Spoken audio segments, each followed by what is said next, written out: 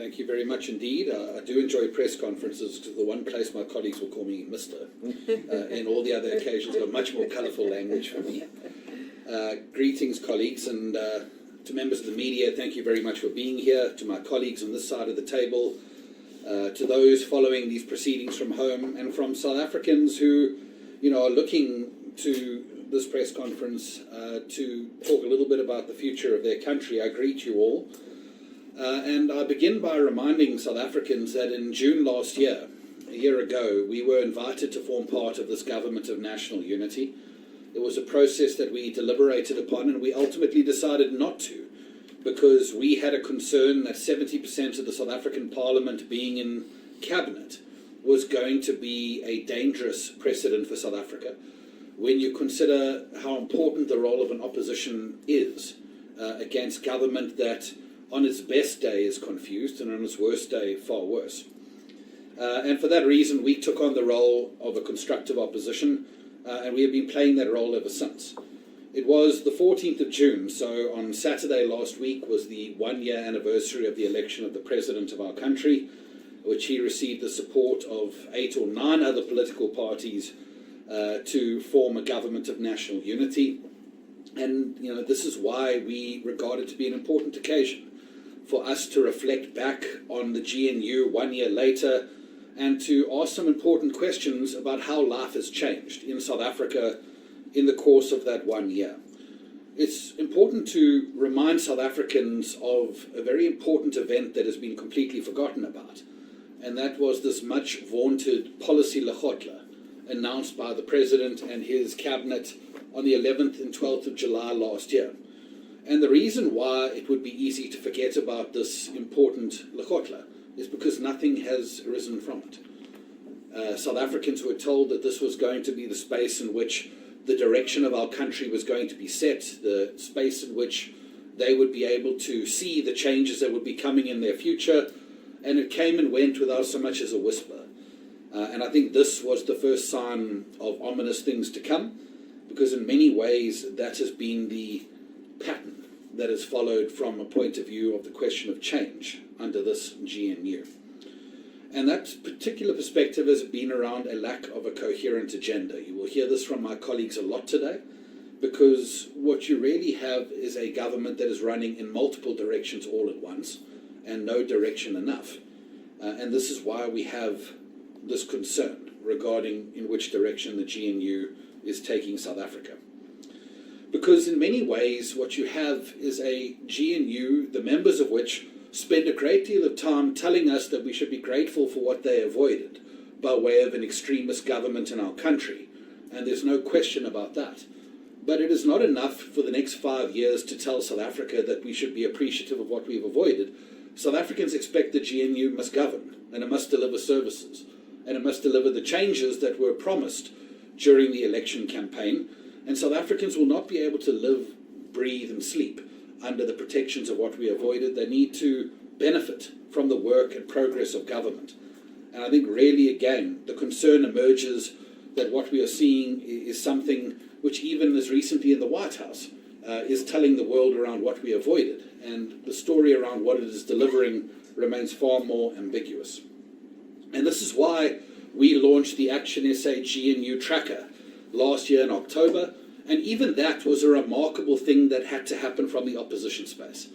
And it had to happen from the opposition space because government, whose role it is to set the agenda and set the strategy of our country, has been silent on what our national KPIs are, what the strategy is that they're going to employ to achieve those KPIs, and what changes the South African people can expect arising from this GNU.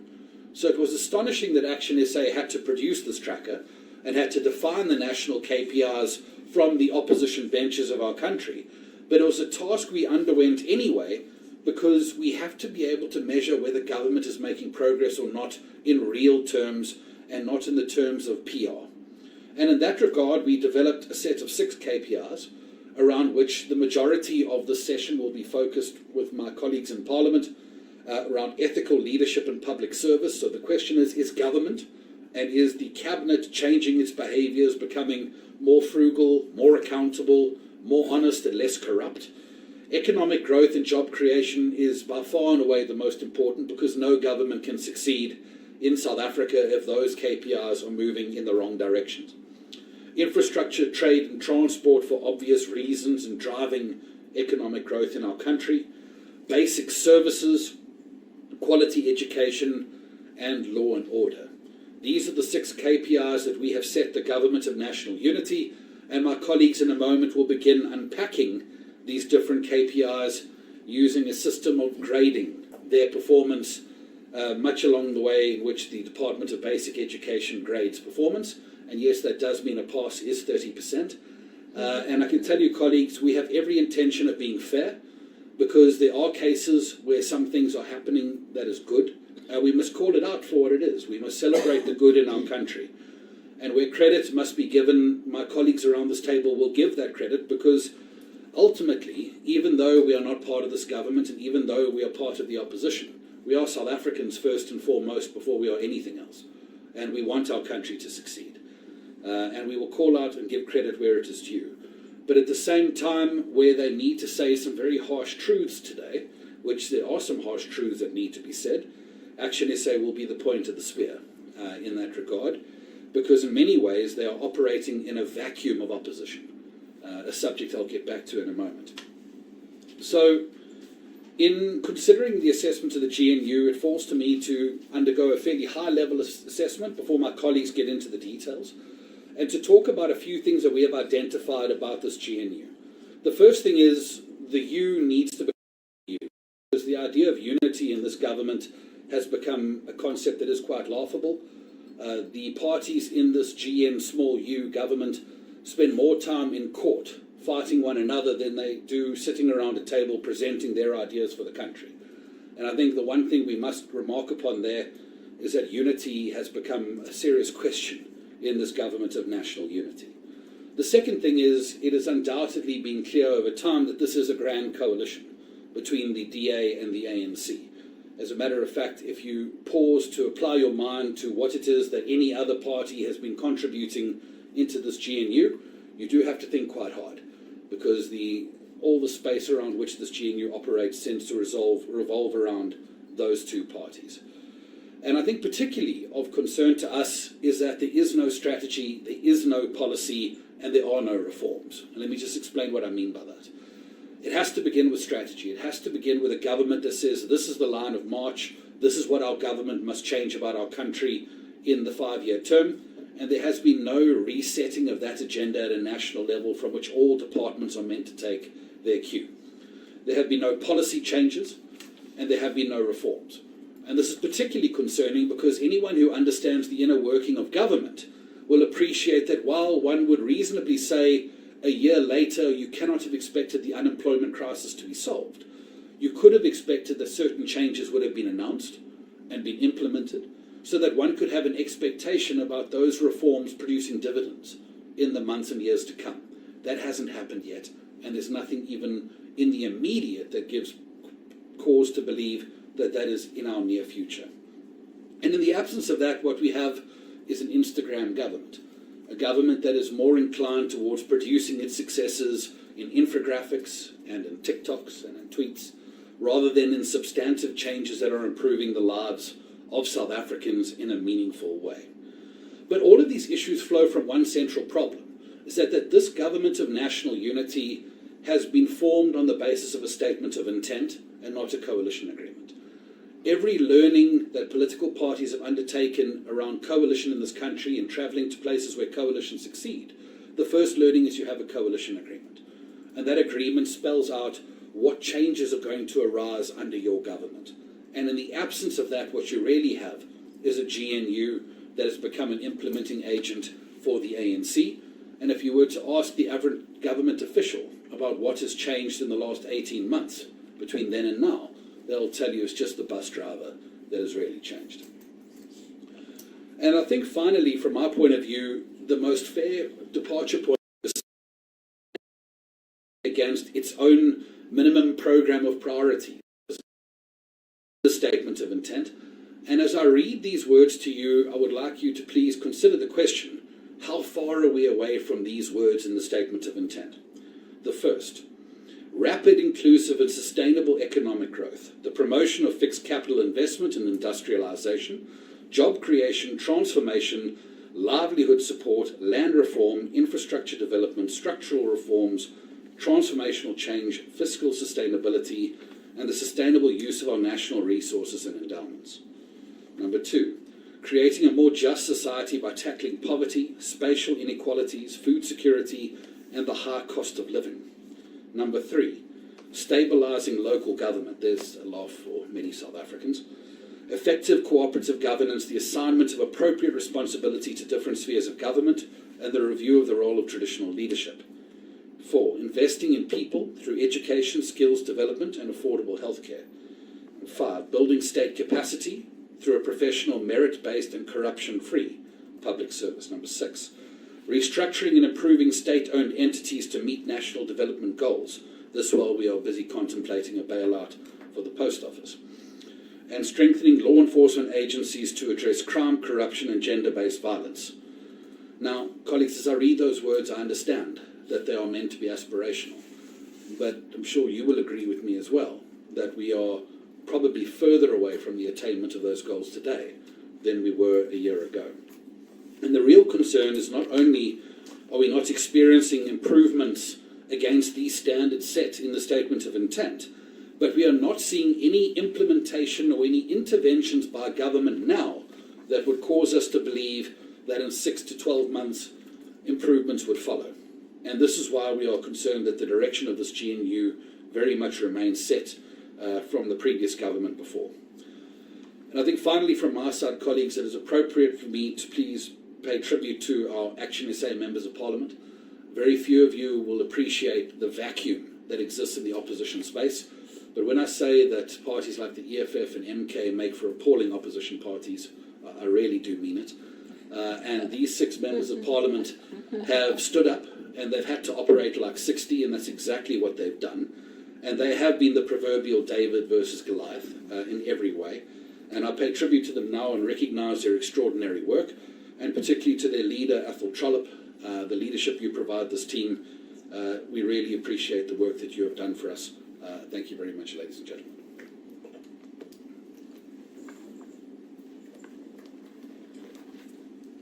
You can clap, you know. It feels cold in here. Very cold in here. So thank you, Michael. Thank you to the National Chair. As he said, we have graded this GNU from A to F. And let me just tell you what those mean, and then I will allow our caucus leader, Athol Trollip, to take the floor.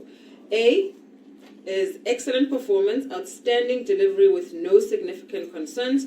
All objectives are met or exceeding with strong evidence of impact. B is for good performance, generally solid performance with minor concerns. Most objectives achieved through some improvements, though some improvements may be necessary. A C is for average performance. Some progress evident, but major issues remain. Inconsistent achievement of objectives and limited impact.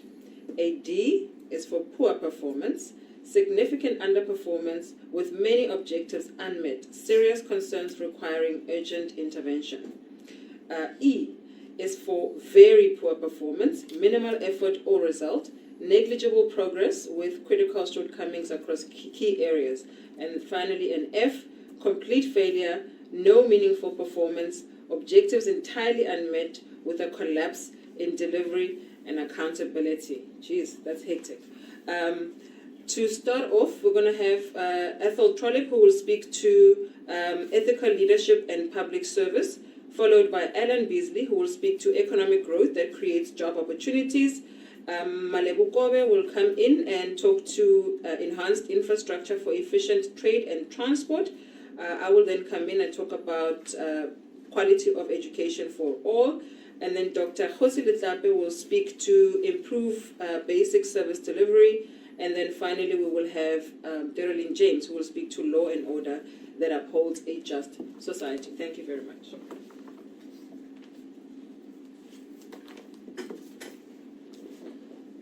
Thank you very much, Lerato, and thank you, Michael. I can understand why nobody clapped after the introduction, because when it comes to the statement of intent, I listened very carefully to what Michael Beaumont had to say, and I came to the conclusion that the road to hell is paved with good intentions.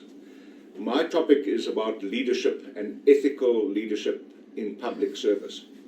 Now, the very first thing that confounds me is that we have a new government with 70% support of Parliament, and not one of the new ministers and their plethora of deputy ministers have signed a performance agreement. Now, one thing I do know, you can't manage if you can't measure.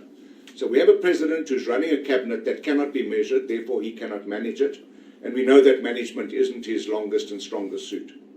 So let me talk about leadership. Leadership is actually about being an example. And I must say there's sadly a dearth of example in leadership in this country. In fact, what we see every day is self-service and self-indulgence, which is not reflective of leadership. We heard one of the ministers in the GNU saying that expecting ministers to travel in anything but business class abroad would be tantamount to torture. Now, I wonder if that minister knows what kind of torturous conditions South Africans live in on their daily existence. In fact, being a member of the executive has seen more of a right than, a job of responsibility. We have seen excessive travel, extrapolated for the first year, close to 400 million rand of international travel. But what really bothers me, yes, it's expensive to fly abroad, and it's expensive to fly business class and first class. But what bothers me is that ministers and our deputy president can spend between 250,000 and 350,000 rand a night in a hotel. That is completely unacceptable, and it doesn't reflect ethical leadership at all. And then, of course, there's a lack of accountability in our cabinet. But, our cabinet grew from 66 members to 75 because the governing party, the ANC, refused to give up one seat, and they wanted to accommodate more people. Just that increase cost South African taxpayers 1.5 billion rand a year. Just the increase in new cabinet seats and deputy minister seats. We've also seen a government that just refuses to accept accountability, the responsibility of accountability, and to respond to questions. The questions around travel, 2 ministers still have refused to account for their travel, which is a concern 1 year into government. Then we've seen a president who will not take action. I mean, who will forget the Minister of Higher Education, Minister Nkabane, refusing to answer the question on what credibility means. Refusing. We heard that the president called her to ask for her to account. We also heard the president calling for Minister Semelani to account, and that he was applying his mind to her allegations of corruption against her. We know that the president is considering the allegations of corruption against Minister Nchabane.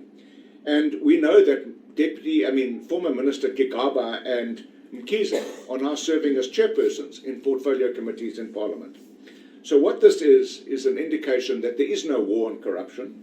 There is no leadership as far as ethical behavior is concerned, because the president himself is implicated in Phala Phala. One of the most egregious examples of excessive travel is 10 million rand by the Minister of COCTA. Now, COCTA is about local government. Why would we travel anywhere in the world to fix our own local government travails? Going to countries like Germany or the United States or other first world countries is not going to give you any example of how to fix South African local government. And I venture that is where the worst examples or lack of ethical government, accountability, and maladministration exist at local government level. So we have a president who will not act against his ministers.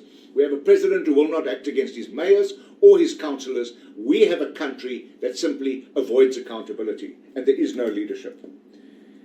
I asked the Deputy Minister of COCTA a question in Parliament last week when there was an issue about the intervention of administrators into local governments that have failed. And I asked him to name one example of success. He couldn't.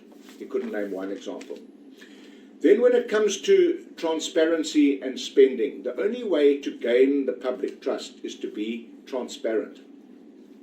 And taxpayers want to know where their money is going, and unemployed poor South Africans want to know why they can't get services, because they live a hand-to-mouth existence. Service delivery often goes underfunded, unspent, squandered, to no avail and no consequence. Nobody is held to account because the city of Joburg is falling apart. We've also come up with a cut cabinet perks bill because we have a cabinet that loves indulging themselves and we want to reduce that. There's a constitutional amendment also to reduce the size of cabinet and to do away with deputy ministers. We believe you can run this country with 20 cabinet ministers and no deputy ministers. What we've seen, though, is that state capture and cadre deployment has wreaked devastation in our country. Today, or this week, marks the 3rd anniversary of the Zondo Commission. 3 years after the documents were given to the President, and there's been no high-profile prosecution. Instead, we've seen countries like the Seychelles move their credibility around corruption.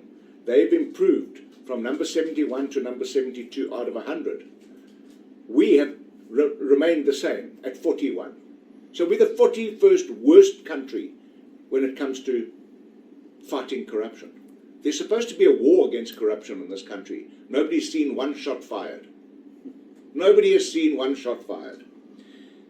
And the blame must be laid at the door of the NPA and the National Director of Public Prosecutions, because we see them lose case after case, botching prosecutions. We've called for the suspension of the NDPP. We've called for an investigation into the National Prosecuting Authority. Criminals, especially connected criminals, know that they can get away with murder and that they will evade jail. And, you know, not only do the criminals employ Stalingrad tactics, so does the NPA, and allows criminals like Jacob Zuma, Zizi Kodwa, and the rest of the politically connected to stay out of jail. They just allow them to postpone one court date after another. We heard the NDPP say that her NPA has been infiltrated by crooked prosecutors. Now, we have a PRECA Act, an act that gives you power to act against corrupt, but we've got an NDPP who laments that her department has been infiltrated by corrupt people. We have also decided that the best way to deal with this is to call on a zero tolerance of corruption private members legislation, because we believe if the government won't do anything about it, we will lead the charge. There are also very serious gaps in enforcement, deterrence, corporate accountability, whistleblower protection, and lack of political will that allows corruption and crime to flourish in this country and become a profitable business. We attract criminals from the rest of Africa and the rest of the world to come and ply their trade in South Africa. Our President's response to all of these challenges is called a 700,000 Rand national dialogue. National dialogue. I wonder what will come of that. If the Zondo Commission's documents gather dust, what will happen of the dialogue? In conclusion, what is all the more concerning in regard to ethical leadership and public service is the GNU has not moved the needle much or at all, as my colleagues will talk to according to our GNU tracker. This section of governance, leadership and public service, scores an F. Thank you very much.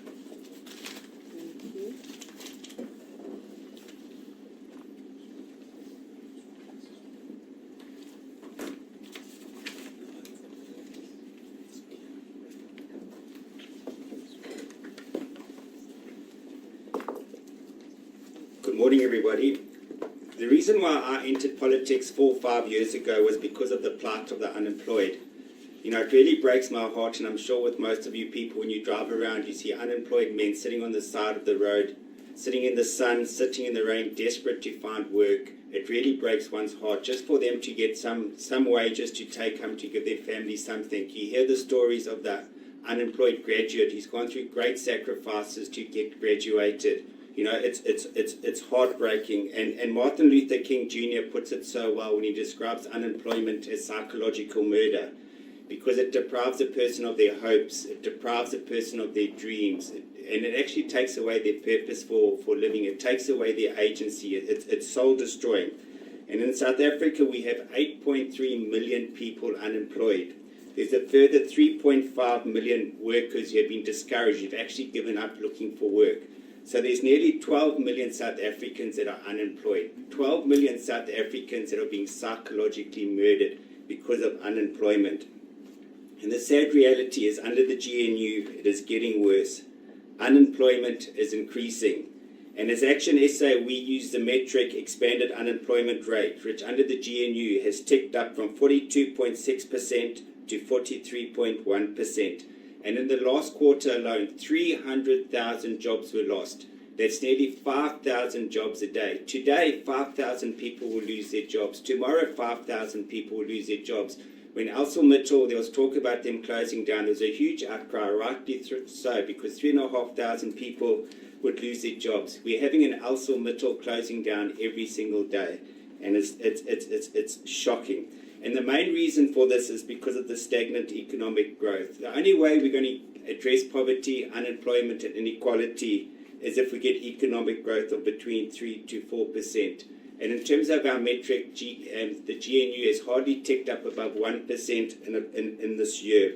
And the forecast is not looking much better. When the finance minister tabled budget 1.0, the economic growth forecast was 1.9.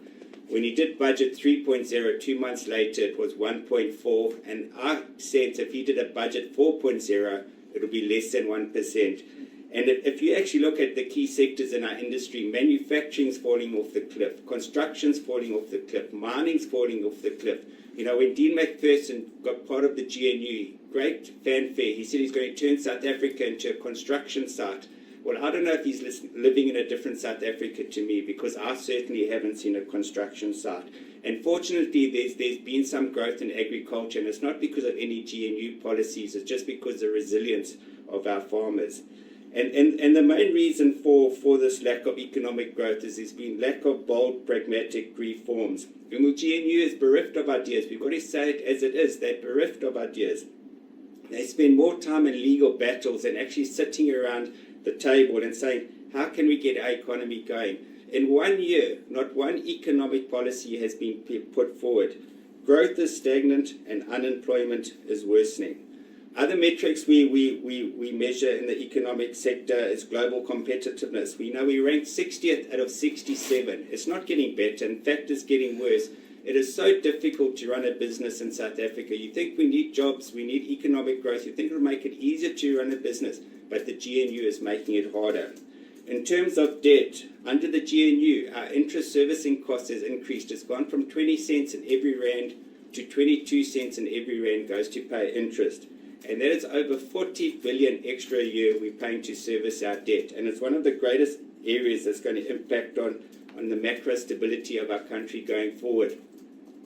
In terms of some green shoots, inflation, we've got to take our hats off to the Reserve Bank. And I think the reason why the Reserve Bank has been able to address inflation is because of their independence. The GNU haven't been able to get their hands on the Reserve Bank. And I think that's why it has been positive. Another positive is the grey listing. It looks like we've come off the FATF list at the end of the year, and that is a positive.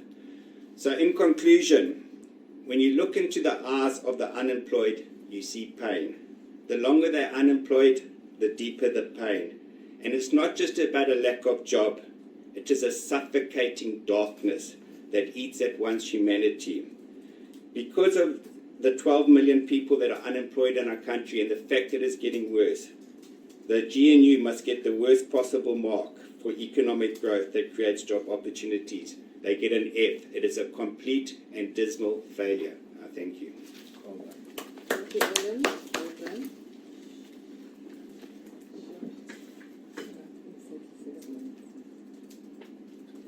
Thanks, Alan. Short and sweet.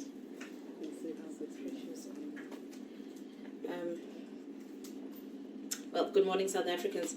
I think the recent Youth Day celebrations that we had at the P20 Youth Parliament reflected so much about the unemployment that young people are facing, something that Alan has spoken about. And I think to address unemployment effectively, there should be capital investment into our infrastructure, which we haven't seen much, especially within the GNU. rightfully so, Alan did say that when the minister came in, he came in with the promise of creating a construction site for South Africa.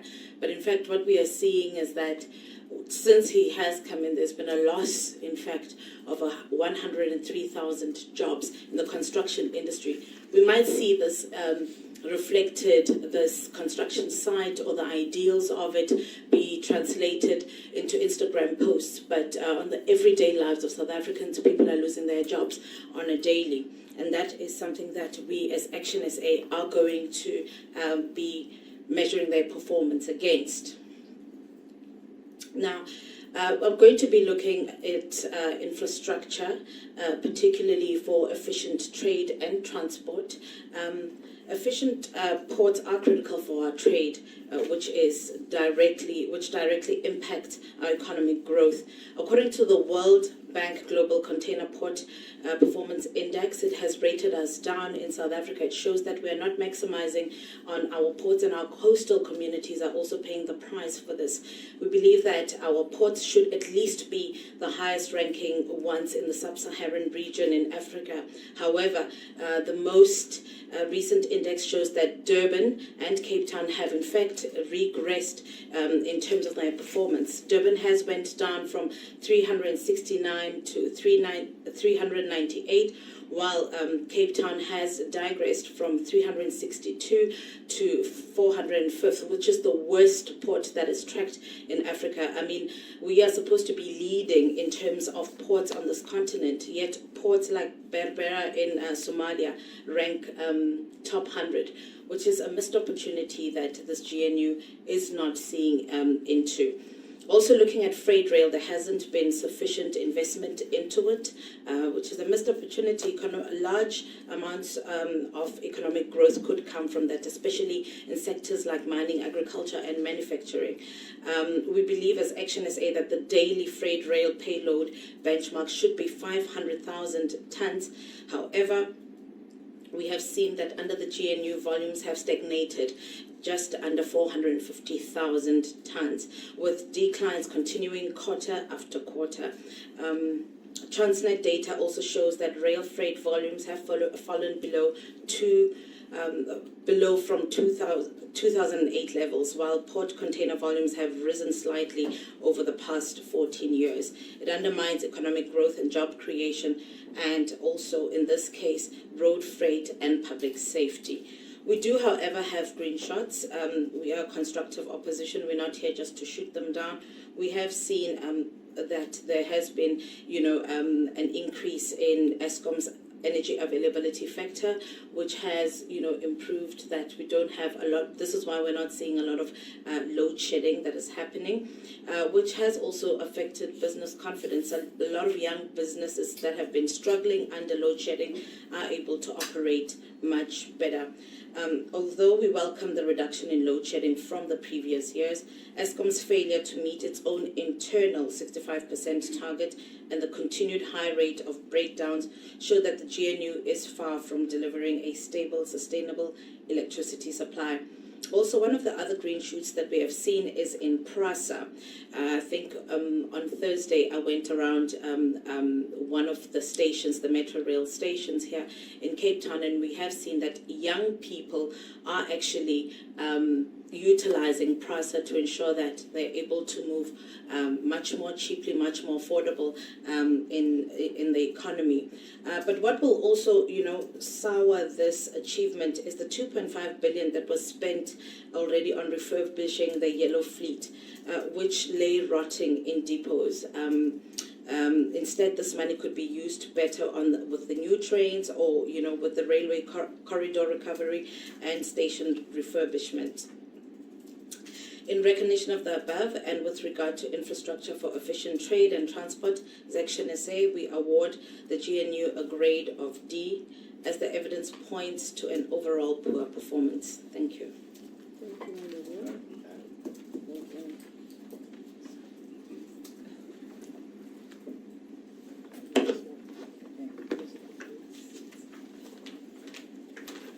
Good morning. Good morning. I have to talk about improved basic service delivery. So I think mine is the easiest task, because as all of you know, there has been no improvement in that regard. So it's probably the easiest task. But you know, one of the things that you use to measure basic service delivery is access to proper sanitation, which is a basic human right. And it's a cornerstone of public health and dignity. You know, people might not understand that one of the things that has improved the health of the population is proper sanitation. Livelihoods have improved, lifespans have increased. How do we perform on sanitation in this country? The matrix is that everyone should have access to proper sanitation. So it's 100% achievement. I live in 2 provinces, Gauteng and Cape Town. And I can tell you that just here in Slovo Park, you go to the corner of Slovo Drive and Freedom Way, there's sewage leaking, and I can assure you right now that there's sewage leaking. You drive around Johannesburg, you have manholes that are lifted in the middle of the road, there's sewage leaking. So not only are we moving backwards in developed areas, we're also moving backwards in the townships.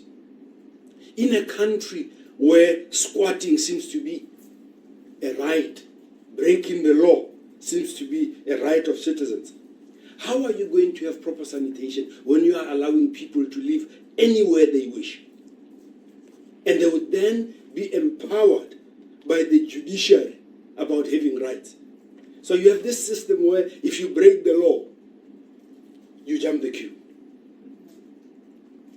You build a house in a riverbed, and suddenly you have to be prioritized in terms of housing, ahead of all the others that have been waiting for 2 generations. They've been waiting for 31 years in the queue. But in South Africa, it's fairly simple. Break the law, and you are elevated. And that is an irony. How can we have access to basic services when the modus operandi in this country is to reward lawlessness? People destroy our infrastructure.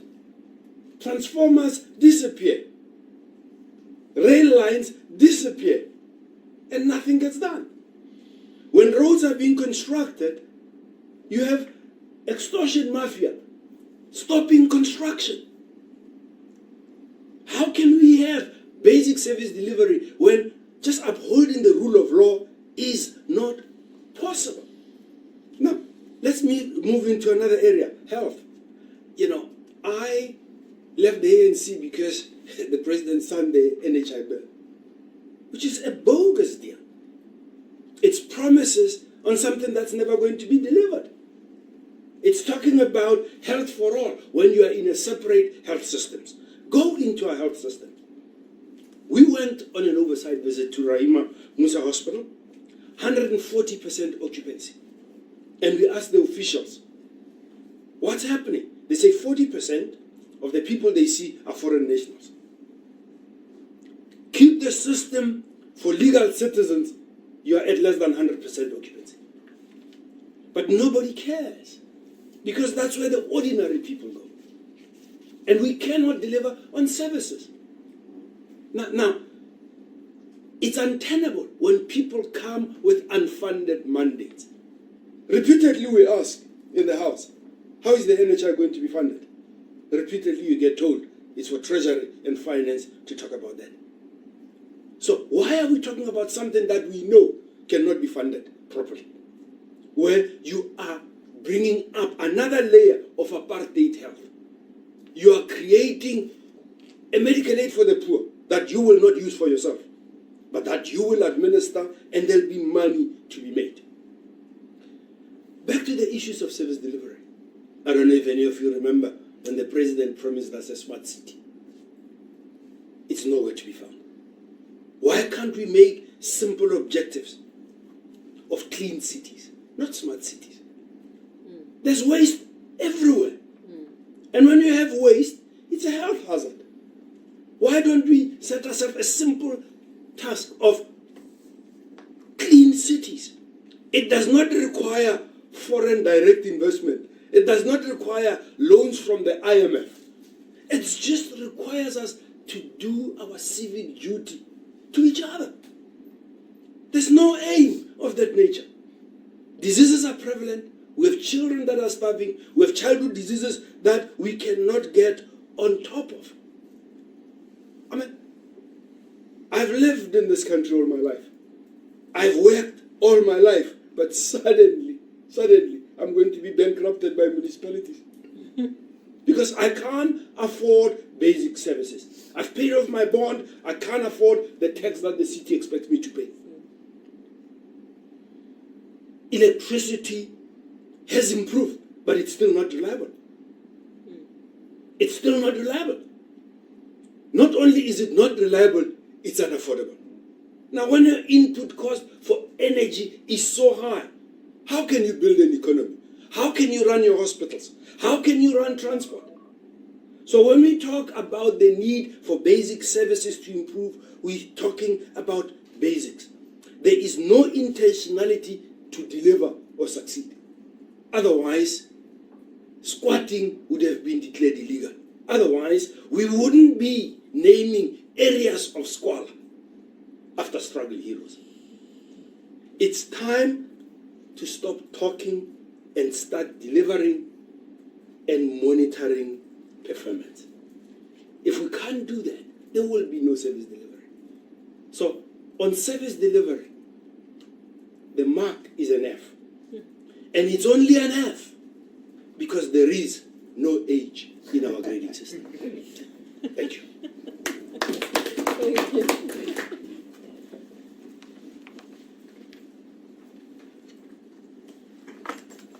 Thank you very much. As Doc was speaking, I was about to crash in my own delivery of the grading that we've given for the delivery of quality education for all. Let me be upfront and tell you already, we've graded them an E for very poor performance. Now, it goes without saying that they've had 1 year to do this, but of course, that's the only green that I see in terms of the work that we've achieved or we've done as the portfolio committee measuring the outputs of basic education. Now, let me sound the first alarm in my view.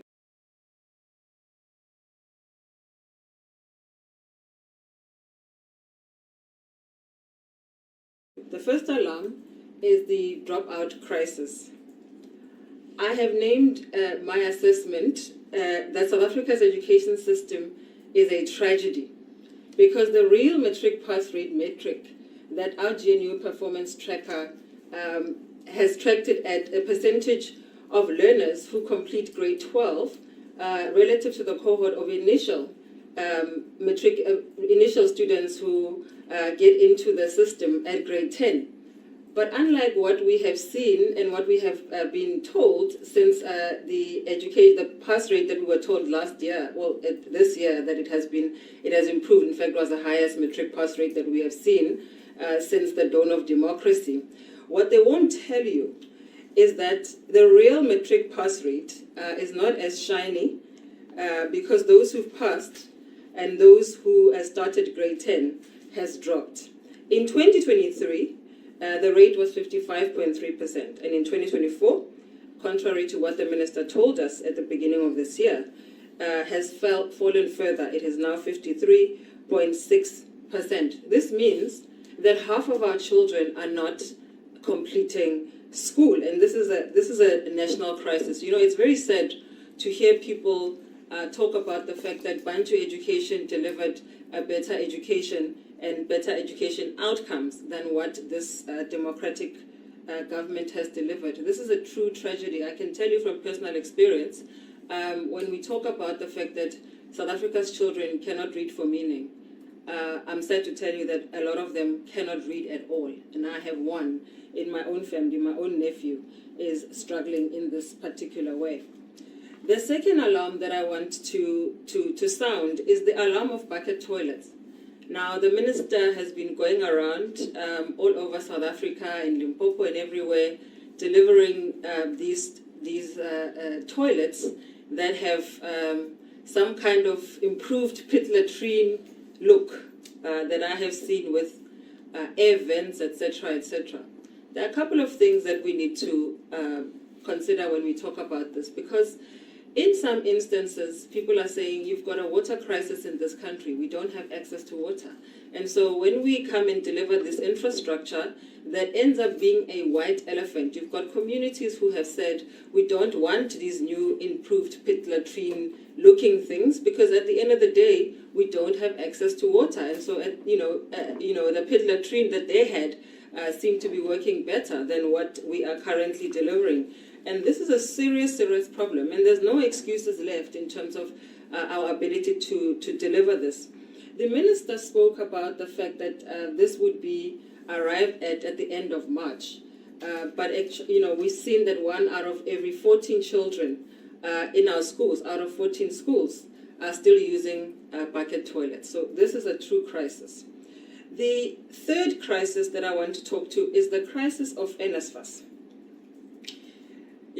With NSFAS, even those who do right still get the short end of the stick, because it is chaotic there. One of the most disappointing outcomes of the dysfunction at NSFAS is the fact that you've got students who sit without being supported in the delivery of the monies that need to be paid for them to be able to access higher education. And this is a betrayal, because some of them land up in unsavory circumstances where they fall to all of the social ills that we've all become all too accustomed to. And this includes things like prostitution, because some of them really can't go back home, because none of them want to disappoint their parents. And so as ActionSA, we believe that NSFAS should be supporting at least 1 million students per year. But without basic accountability and leadership, it is failing spectacularly. The fourth crisis, or the alarm, that I want to sound on education is the issue of youth unemployment. Now, yesterday we saw millions of young people, including ourselves, who still consider ourselves young, by the way, marked Youth Day. But, I was listening to some of the media reports. A lot of them were not celebrating at all, except to celebrate the youth of 76. This is a great tragedy, because we need to be seeing our own young people now celebrating.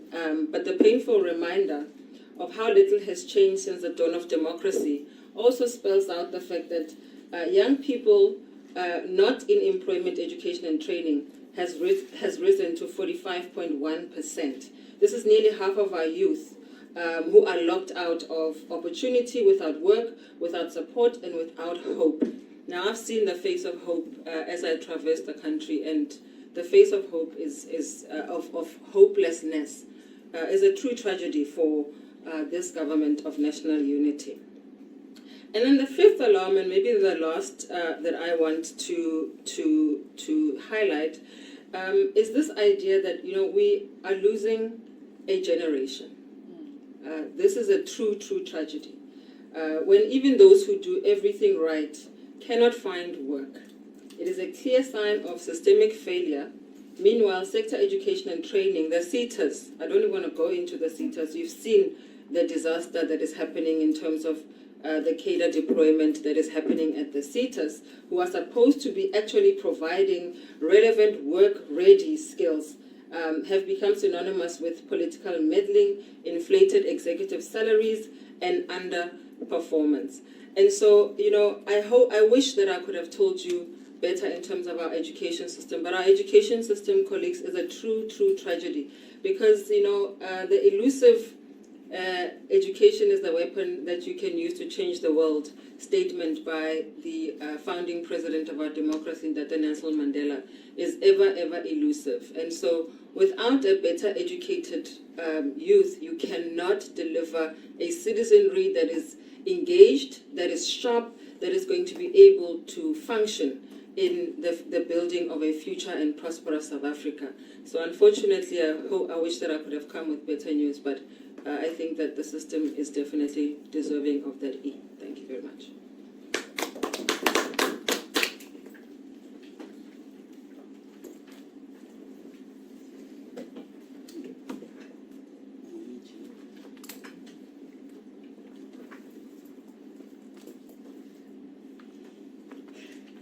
Good morning to the media, and good morning to all South Africans listening. Now, my task here today is to speak on law and order.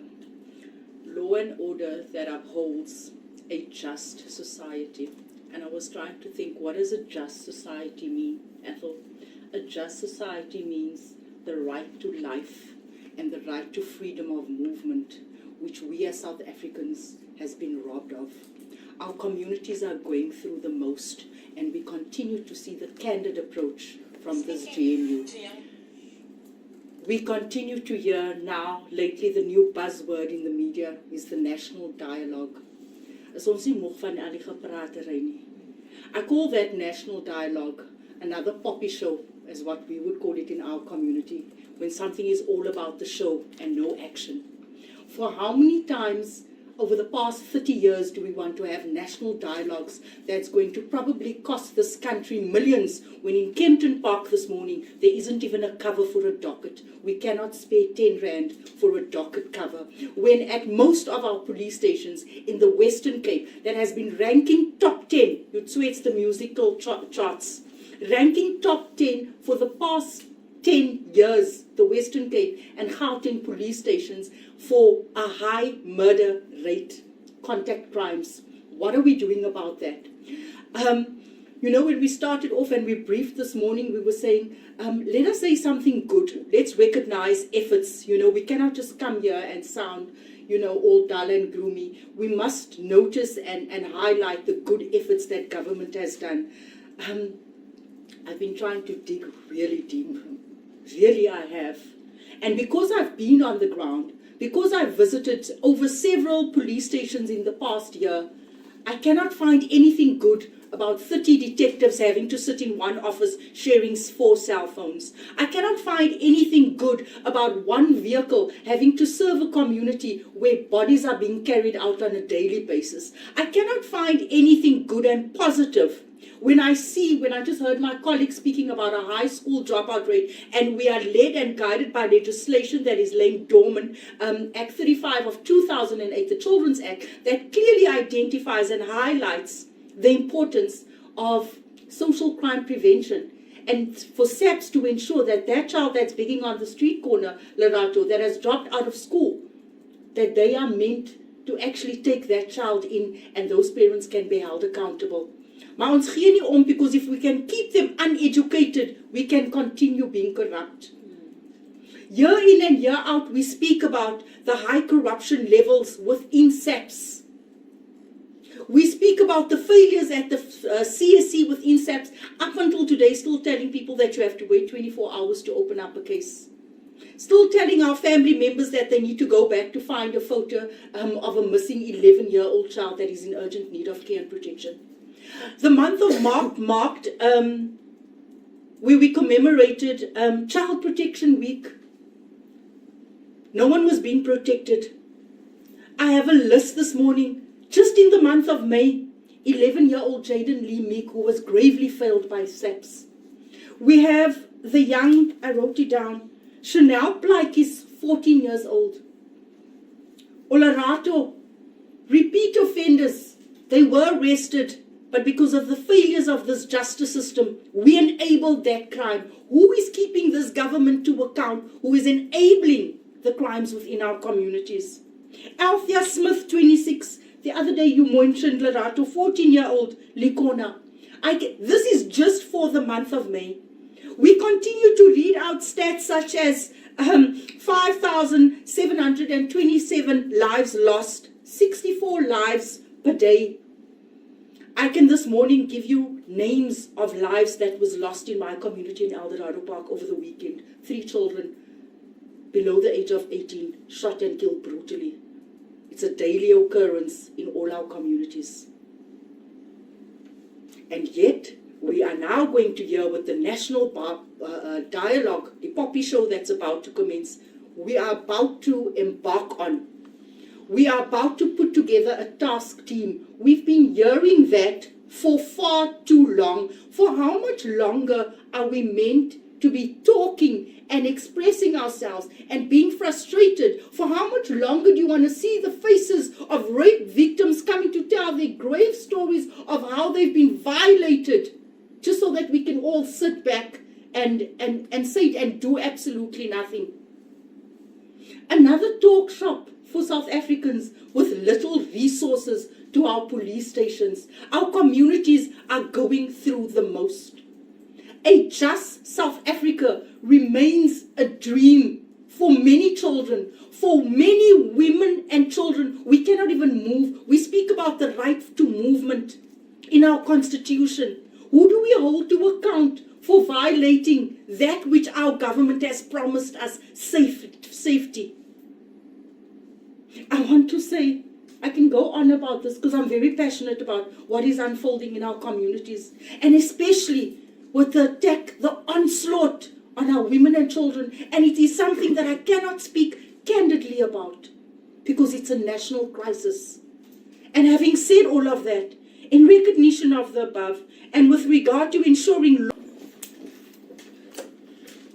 Colleagues, I think that is a rather bleak ending to an evaluation that we really did quite objectively. We told you about the GNU tracker and how we established that tracking mechanism.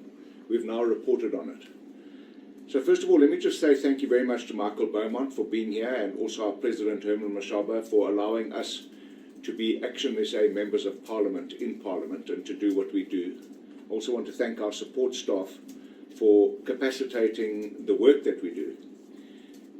But I wonder if the public and the media would have noticed, listening to this testimony from my colleagues, how badly this government's actually doing.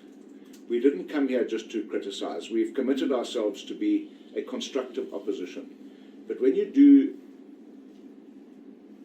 honest assessment and you listen to the first-hand experience of these members of Parliament, our government really hasn't done well. We have shown through conditional support for the fiscal framework, on condition that the VAT was taken away, that we do support the government. We want this government to succeed. We want South Africa to succeed. In fact, we were being more cooperative than GNU partners were in passing our budget. We make an undertaking that when the budget is finally debated on in July, that we will consider each line item by line item, and we will support where we can, and we will oppose where we have to. However, I want to reinstate what we've just done here today. Today is an evaluation of the GNU, not of the ANC, not of the largest party in government. The days of the ANC being regarded as the government are over. We are evaluating a GNU coalition. We've evaluated them on their performance, on the performance of the economy, on crime, on education, on healthcare, on service delivery and infrastructure. We've just done that. Around financial management, around care, it's been an objective assessment. We will hold this government to account. We will continue to ask tough questions and report to you, the media and the public, on the responses we get to those questions. But governance is also about a perception. Our performance in the White House by the delegation that was sent there to the United States was an embarrassment. A journalist in this country described it to the casual observer: South Africa has been exposed as a country, a violent country, at war with itself. When you listen to Dereline talk about lived realities in South Africa, we realize we live in a crime-infested country. We also live in a country where politicians get away with murder, literally, and still embrace corruption with no accountability. The unemployment figures, as Alan Beasley spoke about, are a crisis that nobody's prepared to do anything material about. Because if they were, the numbers wouldn't be going up, they would be coming down. But we see them going up. This is a regrettable reflection on the whole GNU. And parties in the GNU that want to behave like opposition parties don't have the right.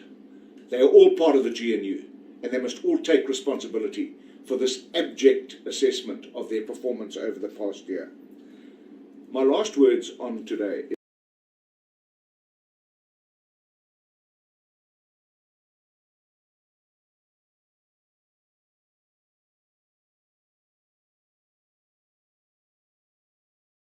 is that when I listen to my colleague Dr. Letape saying that if you break the law, you get illicit economy grows, and our economy can't grow because of that, and an abject GNU government. Gangsters, extortionists, murderers, kidnappers, cash heist criminals, they do as they please in this country.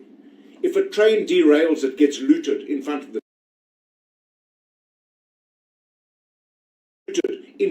of the police, on television cameras. Nobody is held to account. It's time for action, and that is why ActionSA has called this press conference, to tell the GNU that they are not performing, because all the indications are we have a government that has failed South Africa despite all the hype. Nearly 7 years ago, there was Ramaphoria in this country, flattered only to deceive. A year ago, there was GNU with much hype. Unfortunately, they have failed. And if you look at the results, no A's, no B's, no C's, only D, E, and F. And as Doc said, if there was an H, he would have given an H. And I'm afraid that concludes our press conference on a very somber note. But we're open to take questions. To any member you'd like to ask, just give us your name and pose the question to the member that you'd like to ask a question of. Thanks very much.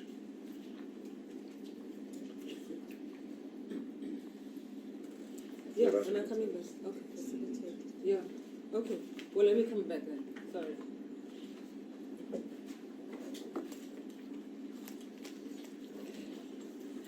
As the Relin said to an official last week, I see you have demoted yourself.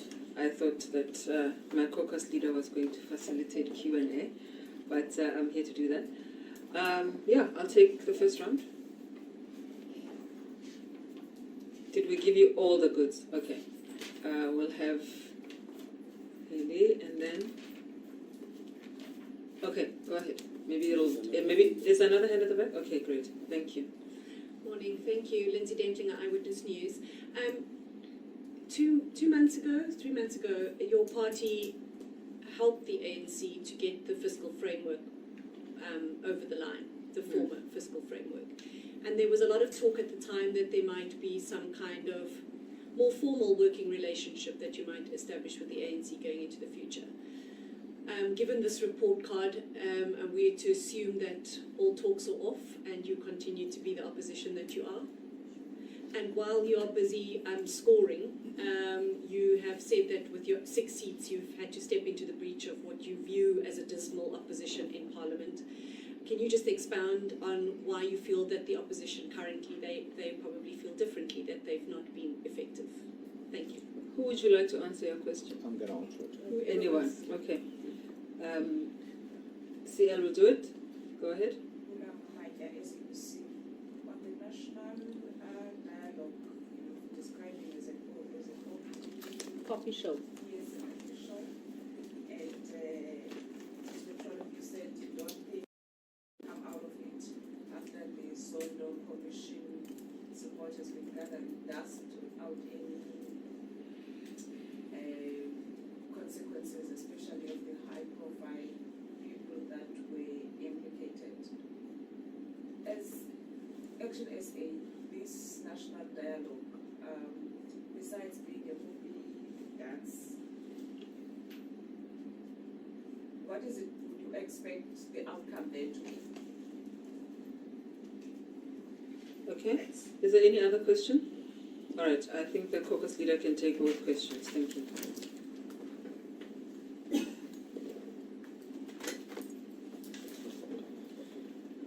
Okay, let me start with the last one. We know that the price tag is now set at around 700 million rand. We know that it'll grow to over R1 billion. It happens. That's what happens with these kind of things. We will participate in the national dialogue. Make no mistake, we will participate. But we believe that the real national dialogue took place last year in 2024, a year ago, in the elections, We know that the next real national dialogue is going to take place in 2026 when it comes to the local government elections. That's when South Africans, hulle maak hulle stem dik, that's when they use their voices. And we know that more than half of the South African population eligible to vote didn't vote in the last election. Now that's an extraordinary number, but in a country like ours, it's understandable because of our past, that people have been hanging on, voting for a government that they believed was going to finally do what they promised to do, but haven't done it. So in the last election, we saw massive stay away. We believe that that's going to turn around. But as I said, what do we expect from the national dialogue? Well, if you look at our track record, our government's track record on doing things about outcomes like the Zondo Commission, we expect very little. Cyril Ramaphosa is in the twilight of his presidency. He's hardly going to do anything seismic. He hasn't done anything seismic, actually, since he was the deputy president of this country, sitting next to Jacob Zuma. After Zuma, he described South Africa's, Zuma's governance as 9 wasted years. His has been 7 wasted years. By the time he comes to the end of his tenure, it would be 9 more wasted years. So we don't expect him to act, but we will make a contribution. We have been engaging with people, unemployed people, homeless people, graduates that aren't access jobs. We've been interviewing them on a daily basis, and we'll continue to do that until the national dialogue is convened. We will speak on their behalf. We're not going to make up stories. We're not going to tell beautiful stories about a poor government. We're going to tell, in the dialogue, we're going to speak for those people who speak to us. Yes, we did support the fiscal framework, and it was conditional, and people opposed that because they said you can't have conditional support. Well, we believe that our conditional support tactic worked because the minister made a commitment to do away with VAT. When the DA and the EFF went to court on that matter, it was a hollow victory. It was a Pyrrhic victory because it had already been sorted. What then happened was there was an increase in the fuel levy, and the basket of VAT-free products was reduced.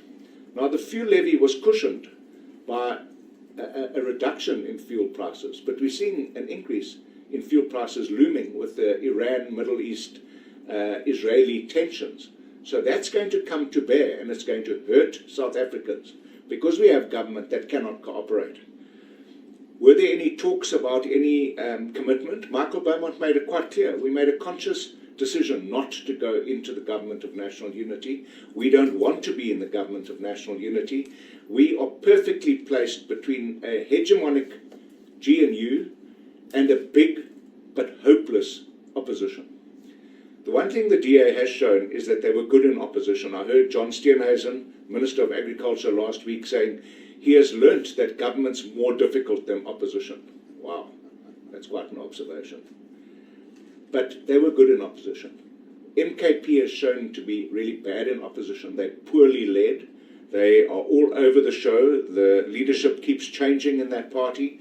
And many of their members are actually former people that were implicated in state capture. They're defending themselves rather than being an effective opposition. They defend themselves in portfolio committees on matters under serious discussion. The Road Accident Fund, for example, one of my members was threatened. He was threatened by an MKP member because he was ostensibly persecuting the CEO of the Road Accident Fund. Now, I've reported that to the Speaker. We're not going to be threatened by gangsters in this Parliament, and we're not going to be frightened by people who don't want to be held to account. We don't want to be part of the GNU. We made it quite clear to the ANC that were petitioning our support that we don't want any quid pro quos. We will support where we can, and we will oppose where we must. That is our lodestar, that is our commitment to South Africans, and that's what we will do for the rest of this term. 5 years of opposition, and we are an opposition. In fact, we are even mobilizing the other smaller parties that aren't in the GNU or the MKP. We're mobilizing support on seminal issues, some private members' legislation that we are determined to get pushed through. A Rule 119 intervention about broad-based black economic empowerment and unemployment. We're going to work with other political parties to be the opposition that South Africa so desperately needs. Thank you. I think I'll I'll wrap it up. I'd like to thank Lerato for facilitating, and I want to commend my colleagues. Listening to you makes me confident that you speak for South Africans in your portfolios. Thank you very much, and thank you to the media for coming and giving us the opportunity to tell a story. Thanks. Thank you.